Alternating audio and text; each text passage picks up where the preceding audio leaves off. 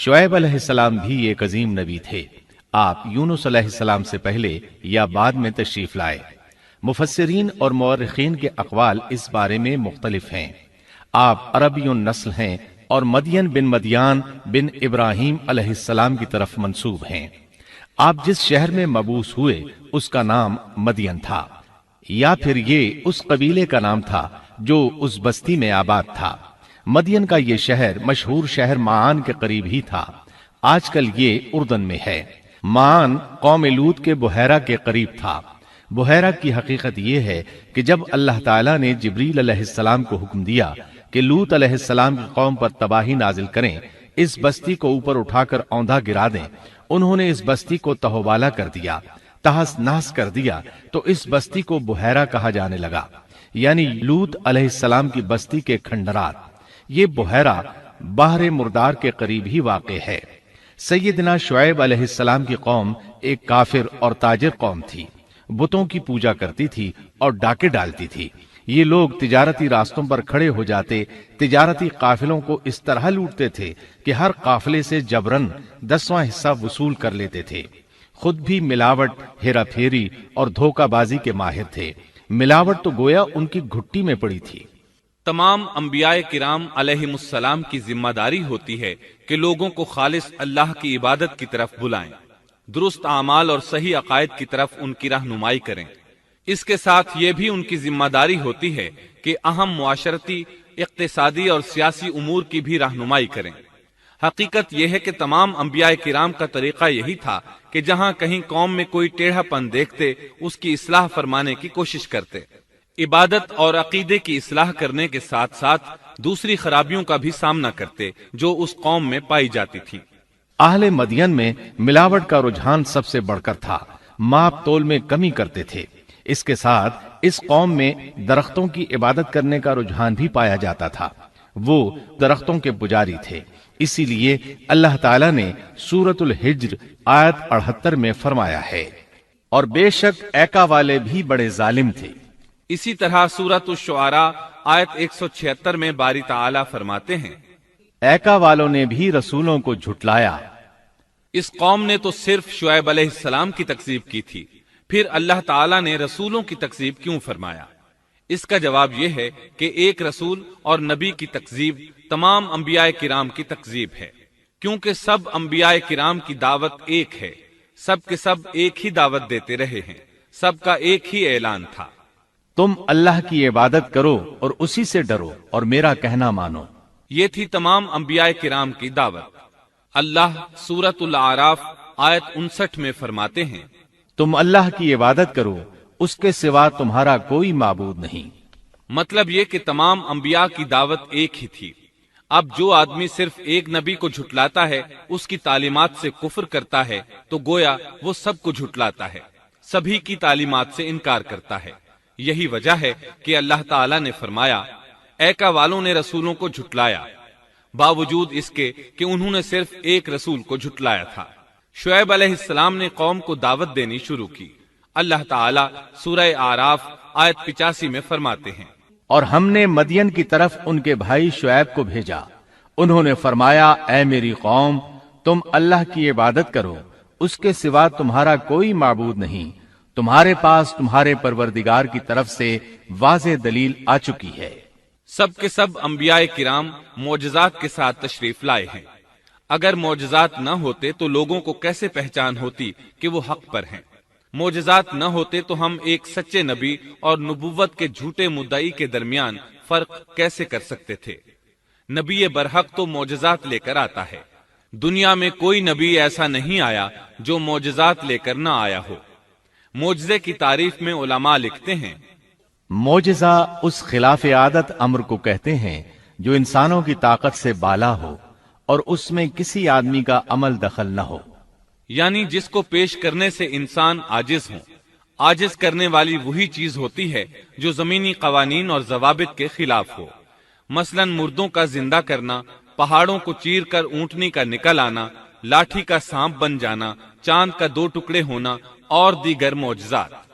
मुख्तसर ये कि जो नबी दुनिया में तशरीफ लाए कोई न कोई मौजज़ा जरूर साथ लाए ताकि लोग उनकी सच्चाई पर ईमान ले आए। اگر کوئی شخص نبوت کا دعویٰ کرے اور ہاتھ کی صفائی سے کوئی شعبدہ دکھائے تو وہ معجزہ نہیں ہے۔ معجزہ ہونے کے لیے چند شرائط ہیں۔ نمبر 1، وہ کام خلاف عادت ہو، قوانین فطرت کو توڑنے والا ہو۔ نمبر 2، اس کام کو اللہ کسی نبی یا رسول کے ہاتھوں پر ظاہر کرے۔ نمبر 3، عورتوں سے ظاہر نہ ہو، اس لیے کہ انبیاء سب کے سب مرد تھے۔ اللہ تعالیٰ سورہ یوسف آیت 109 میں فرماتے ہیں، آپ سے پہلے ہم نے جتنے رسول بھیجے سب مرد ہی تھے۔ نمبر 4، اس معجزے سے وہ دوسروں کو چیلنج بھی کرے کہ مخالفین میں سے کوئی ایسا کر کے دکھائے، چاہے سب مل کر دکھائیں، مطلب یہ کہ وہ معجزہ سب کے لیے چیلنج ہو۔ شعیب علیہ السلام نے بھی اپنے معجزے کے ذریعے اپنی قوم کو چیلنج کیا۔ اللہ تعالیٰ ان کی زبان سے سورہ آراف آیت 85 میں فرماتے ہیں، تمہارے پاس تمہارے رب کی طرف سے واضح دلیل آ چکی ہے۔ شعیب علیہ السلام ایسے واضح اور روشن امور ان کے سامنے پیش کرتے ہیں کہ جن پر عمل پیرا ہو کر وہ دنیا و آخرت میں فلاح پا سکتے تھے۔ سورۃ الاعراف آیت 85 میں ہے، بس تم ناپ تول پورا پورا کیا کرو اور لوگوں کو ان کی چیزیں کم کر کے مت دو، اور روئے زمین میں اس کے بعد کہ اس کی درستی کر دی گئی فساد مت پھیلاؤ، یہ تمہارے لیے فائدہ مند ہے اگر تم تصدیق کرو۔ اللہ تعالیٰ سورۃ الاعراف آیت 86 میں فرماتے ہیں، اور تم سڑکوں پر اس غرض سے مت بیٹھا کرو کہ اللہ پر ایمان لانے والوں کو دھمکیاں دو۔ مطلب یہ کہ تمام تجارتی راستوں میں کٹوتیاں کرنے کے لیے نہ بیٹھا کرو، اگر وہ تمہیں رقوم ادا نہیں کرتے تو تم انہیں دھمکیاں دیتے ہو، جیسا کہ سورۃ الاعراف آیت 86 میں ہے۔ اور تم سڑکوں پر اس غرض سے نہ بیٹھو کہ اللہ پر ایمان لانے والوں کو دھمکیاں دو اور اللہ کی راہ سے روکو اور اس میں کجی تلاش کرنے میں لگے رہو۔ اللہ تعالیٰ سورۃ الاعراف آیت 86 میں فرماتے ہیں، اور اس حالت کو یاد کرو جبکہ تم کم تھے، پھر اللہ نے تمہیں زیادہ کر دیا۔ ان کی تعداد بالکل تھوڑی سی تھی، اللہ نے بڑی تیزی سے ان کی تعداد میں اضافہ کر دیا، لیکن جب انہوں نے شعیب علیہ السلام کی بات کو نہ مانا تو ان کا انجام کیا ہوا؟ اللہ تعالیٰ سورۃ الاعراف آیت 86 میں فرماتے ہیں، اور دیکھو کیسا انجام ہوا فساد کرنے والوں کا۔ لوط علیہ السلام کی قوم چونکہ ان کے قریب ہی تھی، اس لیے ان کے انجام سے ڈرایا جا رہا ہے۔ قوم لوط کا واقعہ ان کے ہاں مشہور تھا۔ شعیب علیہ السلام کی دعوت کا تذکرہ سورہ ہود آیت 88 میں ہے کہ شعیب علیہ السلام نے اپنی قوم کو مخاطب کر کے فرمایا، میرا ارادہ تو اپنی طاقت بھر اصلاح کرنے ہی کا ہے۔ دائی حضرات پر صرف اپنی بساط کے مطابق پیغام پہنچا دینا ہوتا ہے۔ لوگوں کو ایمان لانے پر مجبور کرنا انبیاء اور دائی حضرات کے مشن میں شامل نہیں ہے۔ اللہ تعالیٰ سورۃ الغاشیہ آیت 22 میں فرماتے ہیں، آپ ان پر محاسب نہیں ہیں۔ مطلب یہ کہ آپ انہیں ایمان لانے اور راہ راست پر چلانے کے لیے مجبور نہیں کر سکتے۔ آپ کے ذمے یہی امر ہے کہ آپ ان کی اصلاح کرنے کی کوشش کریں۔ سورہ ہود آیت 88 میں ہے، میرا ارادہ تو اپنی طاقت بھر اصلاح کرنے کا ہی ہے، میری توفیق اللہ ہی کی مدد سے ہے، اسی پر میرا بھروسہ ہے اور اسی کی طرف میں رجوع کرتا ہوں۔ جب شعیب علیہ السلام نے انہیں ان باتوں کی طرف دعوت دی تو انہوں نے کفر کیا، آپ کو جھٹلایا، بلکہ یوں کہنے لگے، انہوں نے جواب دیا کہ اے شعیب، کیا تیری نماز تجھے یہی حکم دیتی ہے کہ ہم اپنے باپ دادوں کے معبودوں کو چھوڑ دیں اور ہم اپنے مالوں میں جو کچھ چاہیں اس کا کرنا بھی چھوڑ دیں؟ آج بھی بعض لوگوں کا یہی حال ہے، وہ سمجھتے ہیں دین کا مطلب ہے مسجدوں کی حد تک عبادت کر لو، سیاسی اور معاشرتی زندگی میں دین کی کوئی ضرورت نہیں سمجھتے، ان معاملات کو دین سے الگ چیز تصور کرتے ہیں، کہتے ہیں بس جی یہ تو دنیا کے مشاغل ہیں۔ یہی حال تھا شعیب علیہ السلام کی قوم کا۔ سورہ ہود آیت 87 کے آخر میں ہے، تو بڑا ہی باوقار اور نیک چلن آدمی ہے۔ مطلب یہ کہ انہوں نے مذاق کے انداز میں ان سے کہا، تو بڑا عقل مند ہے، کیوں ناراض ہوتا ہے؟ سیدنا ابن عباس رضی اللہ عنہما سے روایت ہے کہ وہ یہ بات ان سے مذاق کے انداز میں کہتے تھے، ان کی تعریف نہیں کرتے تھے۔ پھر شعیب علیہ السلام نے ان الفاظ میں سمجھایا، اور اے میری قوم، میرے خلاف ضد تمہارے لیے اس بات کا باعث نہ ہو جائے کہ تمہیں بھی ویسا ہی معاملہ پیش آ جائے جیسا قوم نوح یا قوم ہود یا قوم صالح کو پیش آ چکا ہے، اور قوم لوط تو تم سے کچھ دور نہیں۔ مطلب یہ تھا کہ قوم لوط تو تمہارے بالکل نزدیک تھی، ان پر آنے والے عذاب سے تو تم خود اچھی طرح خبردار ہو، جانتے ہو ان کے ساتھ کیا سلوک ہو چکا ہے۔ پھر آپ نے فرمایا، تم اپنے رب سے استغفار کرو اور اس کی طرف توجہ کرو، یقین مانو کہ میرا رب بڑی مہربانی والا اور بہت محبت کرنے والا ہے۔ جب وہ اپنی ضد پر اڑے رہے تو شعیب علیہ السلام نے یوں فرمایا، تو ذرا ٹھہر جاؤ یہاں تک کہ ہمارے درمیان اللہ فیصلہ کیے دیتا ہے، اور وہ سب فیصلہ کرنے والوں سے بہتر ہے۔ پہلے تو عام وعظ و نصیحت فرمائی، جب قوم نہ سمجھی تو انہیں سابقہ ہلاک شدہ قوموں کی مثالیں دی، ڈرایا کہ کہیں تمہیں بھی ایسے ہی عذابوں سے دوچار نہ ہونا پڑے، لیکن انہوں نے کسی بات کا اثر نہ لیا، الٹا یوں کہنے لگے، تو ان میں سے ہے جن پر جادو کر دیا جاتا ہے، اور تو ہم ہی جیسا ایک انسان ہے، اور ہم تو تجھے جھوٹ بولنے والوں میں سے ہی خیال کرتے ہیں۔ اگر تو سچے لوگوں میں سے ہے تو ہم پر آسمان کا کوئی ٹکڑا گرا دے۔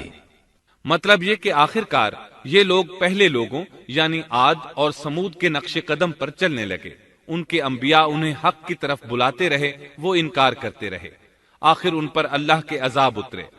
ایسے ہی یہ لوگ بھی شعیب علیہ السلام کو دھمکیاں دینے لگے، ان کے مقابلے پر اتر آئے۔ سورۃ الاعراف آیت 88 میں ہے کہ شعیب علیہ السلام کی قوم کے کافر سرداروں نے ان سے کہا، ان کی قوم کے متکبر سرداروں نے کہا، اے شعیب، ہم آپ کو اور جو آپ کے ہمراہ ایمان والے ہیں انہیں اپنی بستی سے نکال دیں گے، یا یہ کہ تم ہمارے مذہب میں پھر آ جاؤ۔ شعیب نے جواب دیا، کیا ہم تمہارے مذہب میں آ جائیں؟ گو ہم اس کو مکروہ ہی سمجھتے ہوں۔ قوم کے سردار تکبر کرتے ہوئے مزید کہنے لگے کہ اگر تو اپنی دعوت پر اڑا رہا تو ہم تجھے مدین سے نکال دیں گے۔ جواب میں شعیب علیہ السلام نے کہا، اگر عذاب سے بچنا ہے تو میری بات مان لو۔ انہوں نے نہ صرف آپ کی بات ماننے سے انکار کر دیا بلکہ ان کا مذاق بھی اڑانے لگے۔ اس کا ذکر سورہ ہود آیت 91 میں آیا ہے۔ انہوں نے کہا، اے شعیب، تیری اکثر باتیں تو ہماری سمجھ ہی میں نہیں آتی۔ شعیب علیہ السلام نے انہیں پھر سمجھایا تو وہ بولے، اے شعیب، تیری اکثر باتیں تو ہماری سمجھ ہی میں نہیں آتی، اور ہم تو تجھے اپنے اندر بہت کمزور پاتے ہیں۔